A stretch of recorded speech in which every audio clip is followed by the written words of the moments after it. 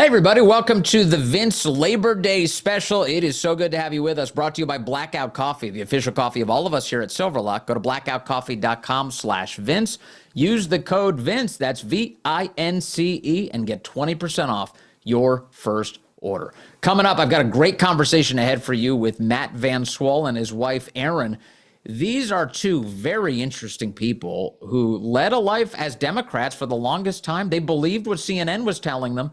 And then all of a sudden, their lives got turned upside down by an awful storm in Western North Carolina. And ever since, they realized, wait a second, we've been lied to. And now they're proud conservatives. How that all happened, that's ahead on this edition of Vince. It's a great conversation. You're going to love it. Please share it with others, too. It's important, I think. Hey, fall is planting season. Did you know that many plants and trees actually do better when they're planted this time of year? But you've got to know where to start. That's why I love fastgrowingtrees.com. It doesn't matter if you live in the sunny South or if the air is getting chilly where you are. Their plant experts can help you find the perfect fit for your space. They've got all the plants that your yard needs, like fruit trees, privacy trees, flowering trees, shrubs, and so much more. Order online, get your plants delivered directly to your door in just a few days without ever leaving home. I was just on fastgrowingtrees.com a second ago. I was looking at olive trees. Trying to convince my wife to add one to the house. I love olive trees. Hey, this fall, they've got the best deals for your yard, up to half off on select plants and other deals. And listeners to this show get 15% off their first purchase when using the code Vince at checkout. That's 15% off, fastgrowingtrees.com. Use the code Vince at checkout. Now's the perfect time to plant. Use Vince to save today. Offer is valid for a limited time. Terms and conditions may apply. Thank you to Fast Growing Trees. Also, thank you to HomeTitleLock.com for supporting this great program. Homeowners, when's the last time you checked on your home title? That's the legal record that proves you actually own your home. Now, if your answer is never, then this is for you. Scammers are stealing titles, and your equity is the target. Here's how it works. Criminals forge your signature on just one document, and then they use a fake notary stamp, pay a small fee with your county, and just like that, your home title's been transferred out of your name. This is why I've partnered with Home Title Lock, so you can find out today if you're already a victim. Use my promo code Vince at HomeTitleLock.com, and you'll get a free title history report. Plus, you'll get a free 14-day trial of their $1 million triple lock protection. That's 24/7 monitoring of your title, urgent alerts to any changes, and if fraud does happen, they'll spend up to $1 million to fix it. You need to protect your identity and what is often the biggest asset we have, our home. Go to HomeTitleLock.com. Use the promo code Vince. That's HomeTitleLock.com, promo code Vince. Paid subscription after 14-day trial ends. Cancel anytime.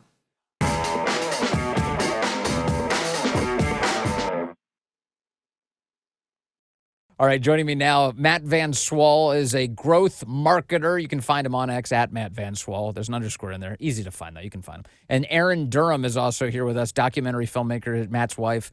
You find her on X at History Boutique. Thank you both so much for doing this today. I appreciate you. Yeah, thanks, Vince. Thank you so much. So I want to just start with kind of a primer on your bio, who you are and where you came from. I know that the big traumatic experience that you had was living through the flooding in Western North Carolina and the eye-opening experience that you had going into that. Just give me a sense of who you are and how that changed your life. Let me start. Yeah. So, we were pre-Hurricane Helene, pre-September of last year. We were aggressive liberals, basically anything that came down the CNN pipeline, we believed. And we fought for. And when Helene hit, I'm a filmmaker. I'm with the largest agency in Los Angeles. So I reached out to my agent and said, connect me with CNN, MSNBC, everyone who will listen. Some of these people I even had shows with in the past, have worked with producers. I got zero responses back. I got crickets. Not even, is your family okay? And that was that kind of very quick turning point where I was like, oh, this doesn't fit the agenda. It sounds like I'm bashing Biden because I'm saying, where is FEMA? Where is the national response? So they didn't have me on. They didn't even check on me. And it was Fox News and multiple incredible independent journalists and conservative journalists that reached out and had us on the air and helped us get help. And that was the moment And in response, our liberal friends in our city got really angry at Matt and I for being on these conservative outlets, even though we were actively getting help to our city. And that was the moment where I was like, I think I'm on the wrong team. Like this doesn't seem right. And we're working our butts off through the night, getting people out of the cold, out of tents and into hotels, with nonprofits and with churches, and we're getting demonized. Even by FEMA itself was demonizing us at the time, saying these people are, full of it, and they're not telling the truth. Everything's fine. And we're like, everything is not fine. So that was just a massive turning point that luckily Matt and I got to go through together. So there wasn't a big, Yeah, fight. moment in our relationship. We were able to just have these moments every morning, drinking coffee with our kiddos and going like, what the heck is happening? Like, why? Or go Yeah. ahead. Do you remember, was there like a breaking moment where all of a sudden your mind just opened up? You're like, whoa, wait a second. I've been getting this thing all wrong, because I think it's big. I mean, for anybody, regardless of where you're coming from, your political adherence is a strong magnetic pull. And I think it would be very hard to just wake up one morning and just be like, whoa, whoa, whoa. I've been attached to something that I didn't realize was a lie for a very long time, and I need to break free from that. Was there a pivot point, like a moment where you realized this? Yes, sort of. It's hard to impress this upon people. Probably your listeners or viewers would probably be hard pressed to understand this.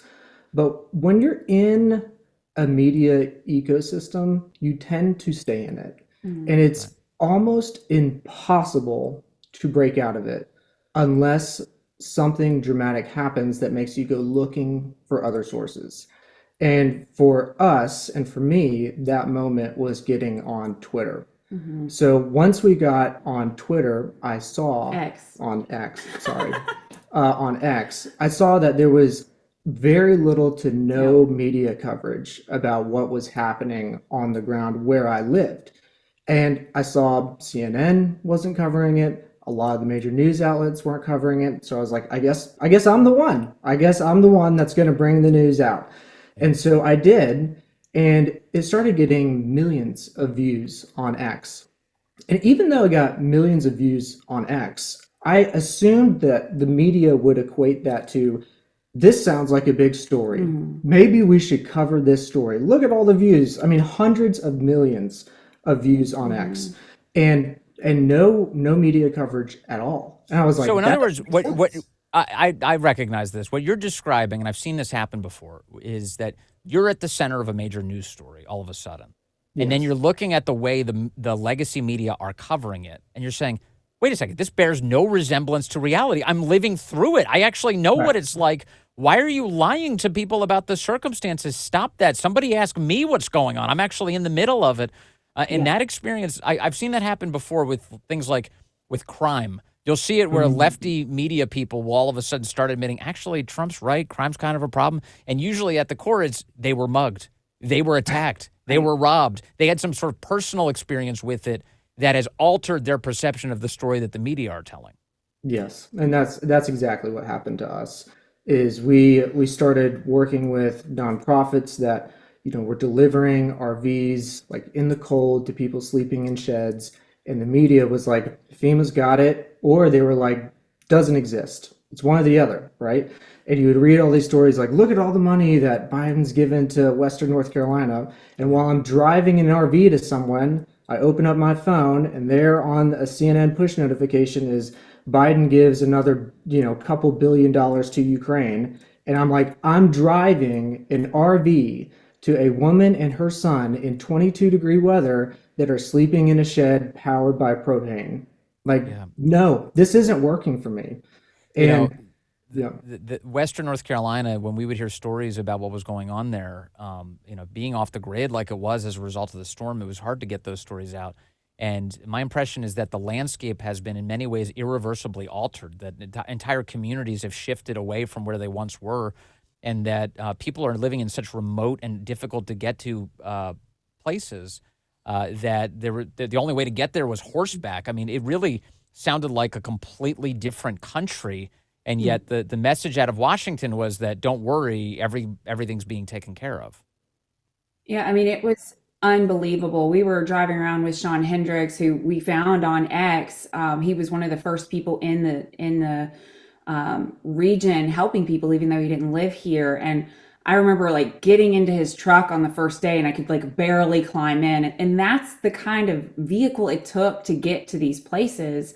And this is, this is generational land. These are people that are off the grid. That's why, I mean, we've talked so much about the death toll being so much higher, I think, than what's reported, even though we have no way of really identifying what it is, because these people, they have no interest in, being a part of a community outside of the small one that they're in. And we went directly into these places, and they weren't getting help. And if FEMA would come, this is early in the days of FEMA, they would be disrespectful. They would try and take advantage of some of these people. There's stories of these young women getting harassed by FEMA workers. And luckily, Cameron Hamilton came in after the Trump administration jumped in, and he fired all of those people, which then became a political story of, look at them firing FEMA workers when we need more on the ground. Like, no, those were corrupt people that did really bad things to our neighbors. So just all of these things started to pile up, and we realized if these liberal media outlets and the liberal politicians that we voted for were willing to not only not help us, but throw people like Matt and I and first responders, like our friend Samson, who actually did the deliveries with us, they were willing to throw them under the bus and demonize them and call them, militia. That was just unconscionable to me. So was this experience, so obviously on this issue, you said, whoa, the left is getting this completely wrong. They're lying about the circumstances. Did that become a gateway for other issues for you? Is that when you started taking an inventory of everything that you thought you knew, and you started kind of assessing, okay, what do I actually believe about this? Yeah, it was definitely like a slow roll. It's funny, I'll like look back on my own tweets from like that time period where I'm like trying to rationalize why someone would vote for Trump like in that time period. And I think the turning point for me was truly being on X and having my own assumptions challenged, meeting with first responders who way more often than not were way more right wing. And just, we were on these road trips together, and some of them would stay at our house. And we'd have these fireside chats like, what do you think's going on here? And, we would talk about the disparities that we're seeing between the reality on the ground and, what the media was saying. And then things just started to pile up. And so you would see like, I had no idea illegal immigration was such a problem. None at all. Zero clue. Never heard about it before. And then all of a sudden you open up Twitter and you're like, oh my gosh, this is a serious problem. And it was story after story after story, just like that. And you're like, what? I open up my phone even now and I'll see a story I've never seen before. And I'll go, how much of this did I miss? Like how much of this media bent just told me a half truth, and I went, yep, expert said it, must be true. CNN said it, then it was parodied on a TikTok video that I saw posted on Instagram, and that whole ecosystem was just there. And I was like, yeah, if everybody's saying it, it's probably accurate. But the system really is designed to tell you the truth in a bent. And I would not have believed that if you had told me, unless it happened on the ground to me personally. Yeah, that's a radicalizing experience. So when you say you were consuming the media before all of this happened, before Hurricane Helene, how often were you consuming the press? Was it just casually? Were you intense media consumers, or was it just kind of in between things? You would see stuff and you're like, oh, I believe that. Depends on her or me, but we used to watch CNN together every morning with coffee, probably for, just before work or whatever. And then I had, news outlets installed on my phone that would send me push notifications about the news. And you'd read the headline and you go, that's not good. or whatever it might be. So, I think a casual consumer of the news can turn into a high consumption consumer of the news if you only read the headlines. And that's what most people do, including me.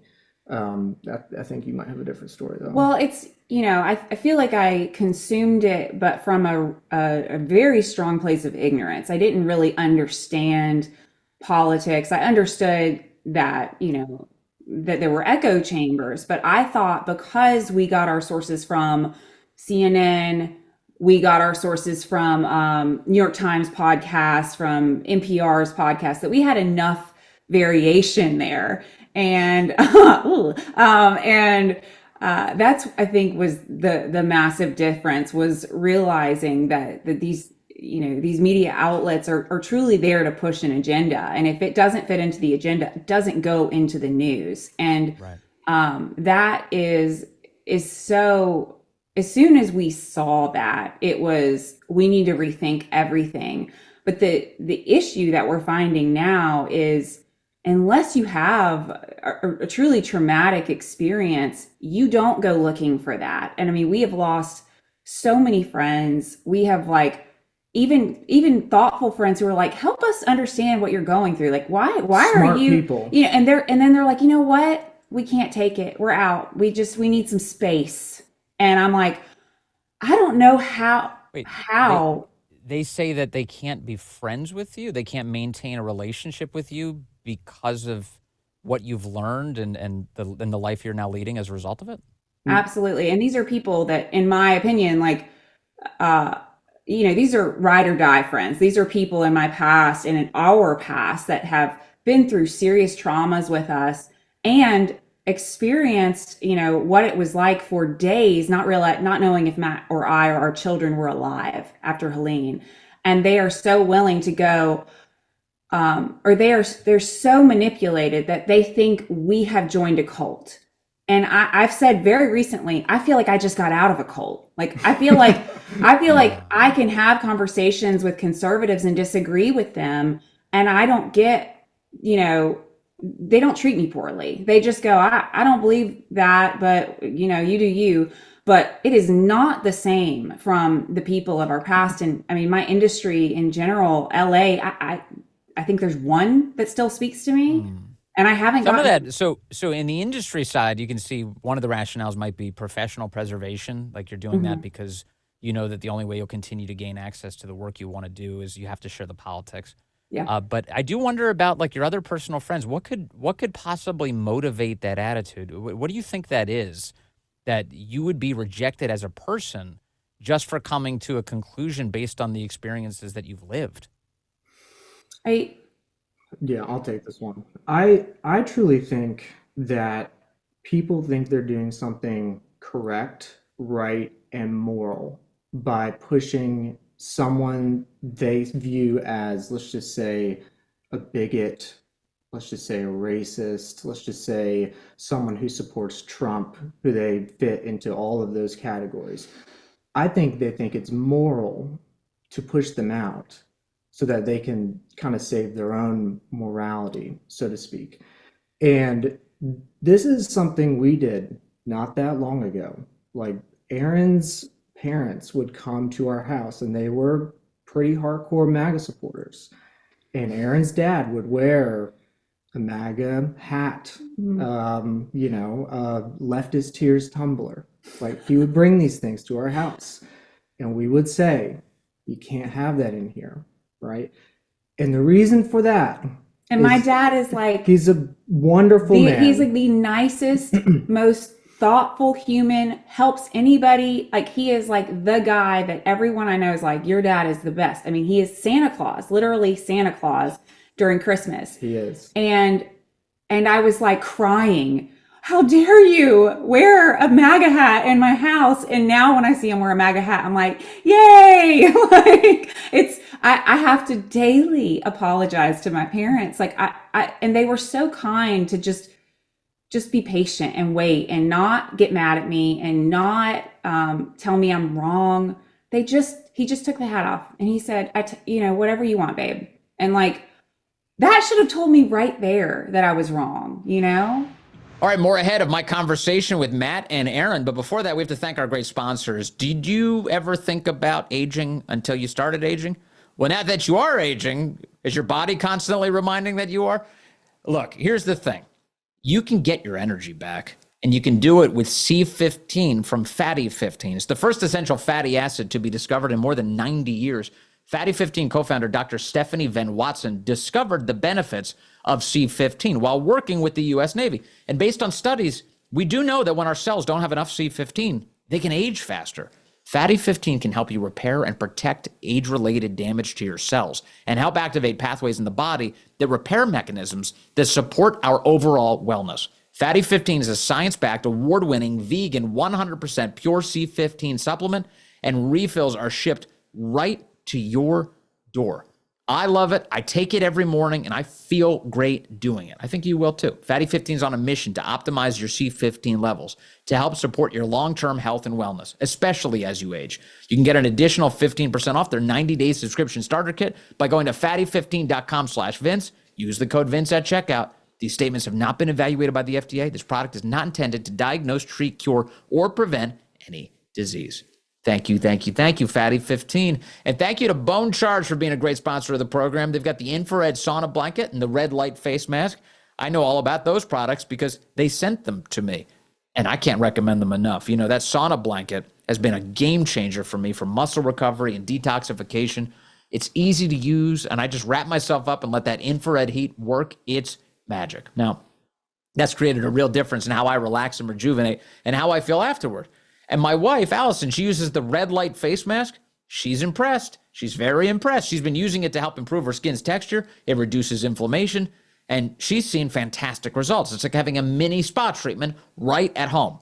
Now, if you're thinking about trying these products out at all, well, you're in luck. Head to bonecharge.com. That's BON charge.com and use the code Vince at checkout to get 15% off.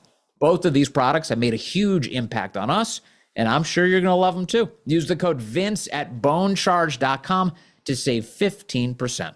These statements and products have not been evaluated by the FDA. These products are not intended to diagnose, treat, cure, or prevent any disease or condition. Now back to my conversation with Matt and Erin. You know, it's funny. I'm listening to this, and I'm almost getting emotional thinking about it because as a father, and Matt, you may share this, and just as a mother, Erin, you may share this too, that like you just think about like imagine your child heading off in a direction that you know is wrong for them. You're like, oh man, and it seems as you're an adult, it's like it's probably beyond salvaging. She may never come back to me. And then suddenly now the two of you are on board. I can't imagine how filled with joy your dad must be. He's so happy. Over that relationship You being have no healed. idea. He's so happy, and he's still very, he's still very respectful of people who think differently of him. But he's been, both of my parents have been the biggest advocates for Matt and I to just keep putting this out there because he's like, if you guys can change, if you, the most liberal people we knew, can change and can listen to other perspectives, then there's hope. Yes.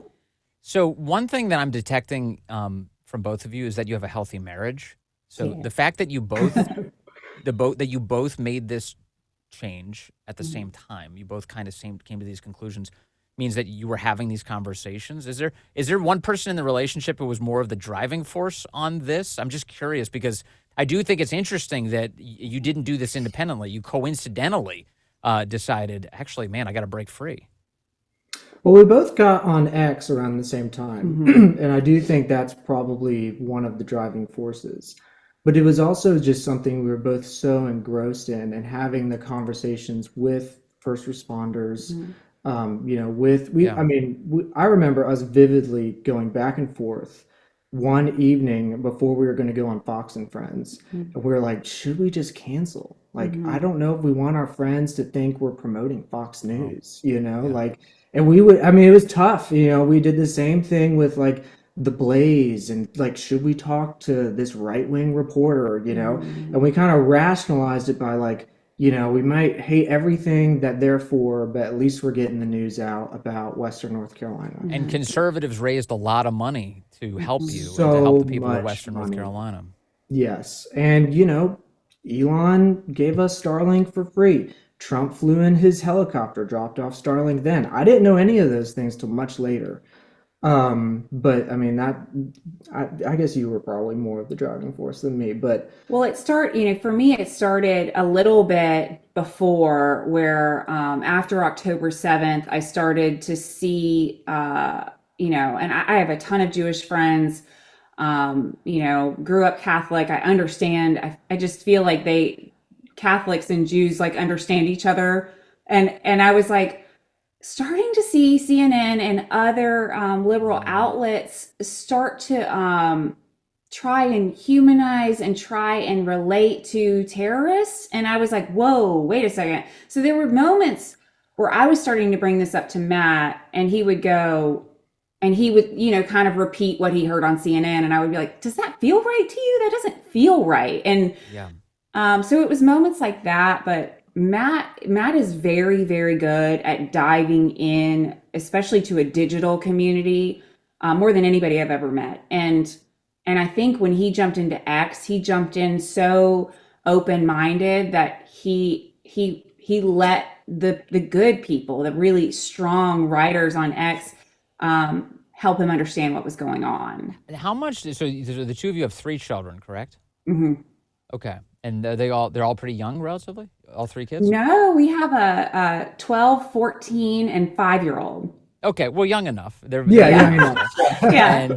And so I wonder, what role does having kids play in this? Because one thing that I know as a dad is that when my daughter was born, that I had this realization that playtime was over for me, Mhm. that my moral direction needed to be clear, and that I needed to bring her to church, for instance. I needed to give her a good upbringing. So a lot of what animates my thinking now is, what kind of life am I leaving to her? What is how does having children affect your thinking through all this? Yeah. For me, when my son was born, I gave up alcohol. I saw that as a huge problem in my life. And so when my son was born, I gave up alcohol, and I've been sober for going on 5 years. For after Helene, and especially once we had this kind of turning point of, the things that were believing as true, we only got half the story. I started to see most of the organizations on the ground were Christian organizations, and Erin and I had both left the church a long, long time ago, for a lot of reasons. But the organizations we saw on the ground, like Samaritan's Purse and Mercury One and Baptists on a Mission and so many others, started to make us think, maybe there's something here if these organizations on the ground are all Christian and FEMA is nowhere to be found. Maybe we should link up with some of the local churches, and we end up doing that. And I think over time, I started to be very, I guess, convicted that my children were not getting any sort of moral teaching outside of just Aaron and I. And we were like, well, maybe we should try church. Maybe that would be a good thing. And we kind of had this moment where our daughter said, oh, by the way, I'm actually a Christian. And we both went, Oh, what? yeah. Sorry, what? And she had just not told us. And you kind of have there's so many moments like this, where you go, I think I may have been doing this all wrong. For us, that was a really big one. And I just wanted to make sure that, one, my children are being taught truth, Mhm. period. Like, just the truth, and they can figure it out for themselves. I don't want them being pulled in one way or another, whether it's in education or in politics. Just want them to understand the truth, and I want them to grow up to be good people. And that's all I want for my kids, and I want Yeah. them to have a better life than I did. And part of that for us was they helped us they volunteered with us. They saw some of the Almost daily. some of the worst of these stories, and I hope that sticks with them. But yeah. It's I bet it will. unfortunately they've had to defend us to people who are like, we saw or we heard your parents were on Fox News and they did it, and luckily they were there, they saw the devastation, so they were like, yeah, my mom was like on the phone all night every night with like women with babies trying to get them into hotel rooms and out of the cold, like they have to justify that we're telling the truth, and that's so not fair to them. And now I am Luckily, we have this incredible church that we've been going to since March, every Sunday without fail. And, primarily because our daughter was like, can we start doing this? And I was like, yes, like, let's do this. And it's something, we talk about God now, we talk about our faith, and it's just this incredible transformation. Oddly enough, another thing that seems to make our old liberal friends uncomfortable, Yeah. so it's like now I feel like we're defending both people's right to be religious of any, of any kind, and their right to change their mind. So I think the kids are, they've been through a lot this year, and our goal right now is just to make it as easy on them as possible, while also still maintaining that we need to show up and do what's right and say what's right. So a question that I get a lot, and I know a lot of people have, is how do I convince my liberal family member to open their eyes? That's a core question that lots of conservatives certainly discuss. And I wonder if you have thoughts about that don't include forcing people to live through a traumatic hurricane as well as having the government fail them in the response. So do you think there's a way to navigate through this, and what would you recommend? For the person asking that, I would say it's probably not going to be you directly, but you can absolutely nudge someone in the right direction. And if that person, like Erin and I, have enough nudges in the right direction, there might be a breakthrough. And the best thing you could possibly do is just to have the conversation. Don't demonize. Maybe, honestly, maybe don't even talk about politics unless they want to bring it up. But the best thing you can do is be kind to someone, to show up for them when they need you. And eventually, that may, if you're lucky, open their eyes to say, maybe this person has a belief that I don't understand, but is causing them to act in a certain way. And I like the way that they're acting. And that was it for us. It was a combination of hearing new news sources, so us looking for new information. But even more than that, it was the combination of seeing friends, seeing people we'd never met before, and seeing how they lived their lives, how they gave up everything for months. I mean, there are people still working in Western North Carolina, have been volunteering for 11 months. We're going on a year. And you just ask, you're like, what makes you do this? Why are you here? And you'll talk to them and they'll tell you, they really want to. So I think the best thing you can do is just show up, be kind, and then have the conversation if the conversation arises. So in other words, the more you treat someone else like a human, the more likely it is that they'll view you as a human. 100%. Yeah.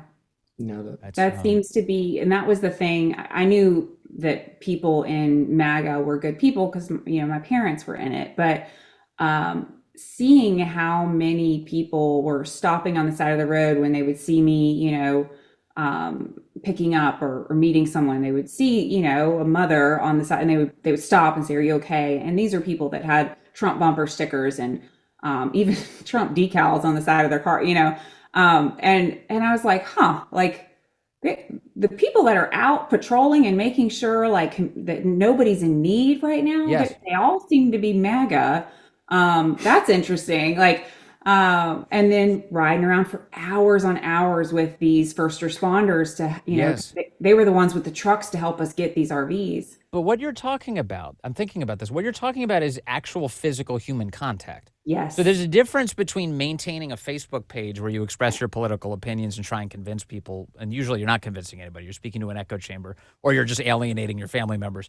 But once you're dealing with someone hands-on, you're sitting in the same car, traveling to the same scene, trying to help people recover, you begin to have these very in-person human experiences that do have an effect on your mind that's unlike anything that you're going to find on your phone. No doubt. That is so true. It is. I really wish we and that's one of the reasons we joined the church. We were already talking about it before our daughter said anything, was we need them to interact with human beings more, interact with people in their community. And anytime there's a charity event or a parade or, anything, we go because I want them to have, even when they're awkward conversations, just conversations with people that are different from them. And I just think it's making them stronger humans. I love it. Well, it sounds like you have a great family. It's really, and I think through all of this, my guess is that having gone through the hardship of recovery from the storm and helping your neighbors, it's actually made your kids better for it. Like in the end, it ends up being this weird sort of bittersweet blessing that your children can learn these important lessons through this tough time. Yeah, I hope Yeah, so. I think they're stronger. I think the thing we need to work on now is they are still very much caught up in the middle of this political ideology of Yeah. in academia. They all go to, really advanced schools, and they're being taught that goodness and kindness is the liberal agenda. And we're teaching them, think for yourself. In some Yeah. ways that's true, and in other ways that's wrong. So it's really unfair to children to put them in that situation. And I'm starting to take, a front row seat, a driver's seat in Sure. all of education to make sure that they're getting education and they're not getting indoctrinated. All right, let me end with a question for Matt. Matt, I got to say, when I first saw your name, Matt Van Swol, I thought to myself, that guy has to be a fitness influencer. I thought that was a stage name for some dude who spends all of his time in the gym and just films his workouts. I was like, that can't be real. So why is it that you went with growth marketer instead of fitness influencer? Oh man, yeah. Oh man, no, definitely not a fitness influencer. I wish I had the time. I have too much to do. Truly, I think the difference between people who are super buff and people who are not is truly just like hours you're willing to spend in the gym. So, if you want to spend 3 hours in the gym, you probably will be super buff. Yeah. And no matter what you do, you'll always be swole. That's guaranteed. Get Thank you. swole. That was like one of his campaigns in high school was like get swole I or think I something. ran for like class president, and that was Smart. I would have gone with the same tact. I love that. Yeah. All right, Matt Van Swol, Erin Derham, you're both wonderful. Congratulations on wonderful. everything. And thank you very much for your time. I really appreciate you. Thanks, you. Vince. Appreciate it. All right, that's all for the Labor Day episode. Glad you were with us. We'll be back again tomorrow right here on Vince.